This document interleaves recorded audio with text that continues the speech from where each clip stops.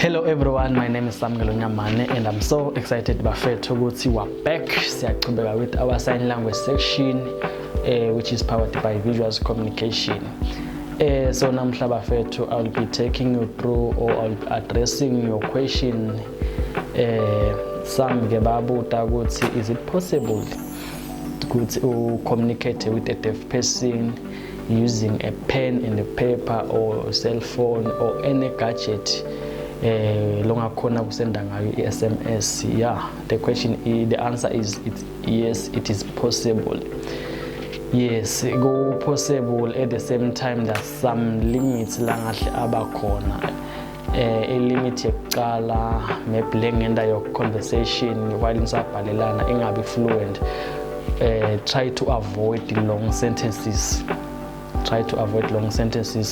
Nitawukhumbula from our previous section asikhuluma nge-sign language structure ukuthi sathi like you summarize your conversation or your sentences ube short, brief and straight to the point. I'll make an example. Let's say ufuna ukumbuta ligama like what is your name. In a sign language structure, we'll say your name what, even if so pass on a paper or WhatsApp or SMS. Na khona utawulanza the sign language structure. Noma sombhalela pass.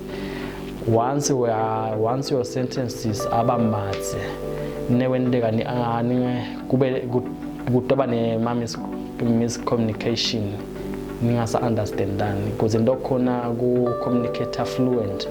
Zama kulanza the sign language structure by all means. Zama ngato tonke tindlela ukuthi uyayilanza the sign language structure ukuze lokhona understand that. Number 2, while nisabhalelana it's either on paper, WhatsApp or SMS, zama kusebenzisa simple vocabulary. Sisenza onke malanga. Ndawukhumbula again from our previous section ukuthi sathi there are 4 or 5 types of deafness. So their understanding ayifanani. So kunekwendeka usebenzisa i-vocabulary lebangayijwayele, then your conversation iba misinterpreted or kube miscommunication or misunderstanding. So zama kusebenzisa the vocabulary ejwayelekile lesebenta onke malanga. Yes.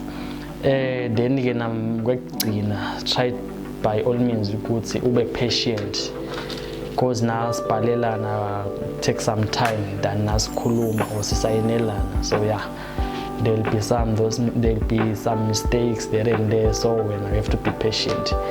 Yeah, so just to summarize everything, to answer your question, it's possible to communicate with a deaf person using a pen and a paper or using a cell phone or whatsoever gadget.